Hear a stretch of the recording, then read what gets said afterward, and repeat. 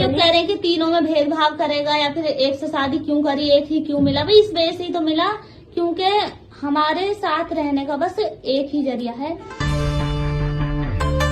বিয়ের পিঁড়িতে বসা কিংবা আগুনের সামনে দাঁড়িয়ে সাত পাকে বাধা পড়ার দৃশ্য আমরা রোজই দেখি, কিন্তু একই মণ্ডপে একই আগুনে এক যুবকের গলায় যদি ঝুলতে থাকে তিনটে মালা আর বরকে ঘিরে থাকেন 3 বোন, তবে চোখ ছানাবড়া হওয়া ছাড়া আর উপায় কি?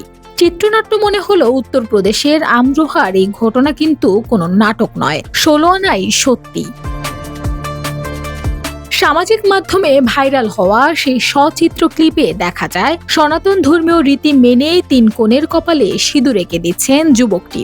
বর বিকাশের পরিচয় জানা গেল আরো চমকপ্রদ। 3 বোনের সামাজিক মাধ্যমের ভিডিও ক্যামেরার পেছনের মানুষ ছিলেন তিনি।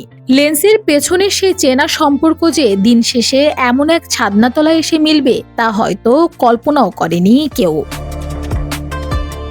প্রথমে সবাই ভেবেছিলেন অনলাইন কন্টেন্টের ভিউ বাড়ানোর কোনো নতুন ফন্দি হয়তো এটি, কিন্তু জল্পনা উড়িয়ে 3 কোণে সরোজ, সাবিত্রী ও সন্তোষ আর তাদের স্বামী স্পষ্ট জানিয়ে দিয়েছেন, না, এটা কোনো অভিনয় নয়, আমরা সত্যি একে অপরকে আপন করে নিয়েছি। আইন কিংবা সমাজের নানা রক্তচক্ষু পাশ কাটিয়ে দিয়ে এই অসম অদ্ভুত বন্ধন কিভাবে টেকসই হবে তা নিয়ে এখন আলোচনার ঝড় উঠেছে নানা মহলে। Desk report, Bangladesh bulletin.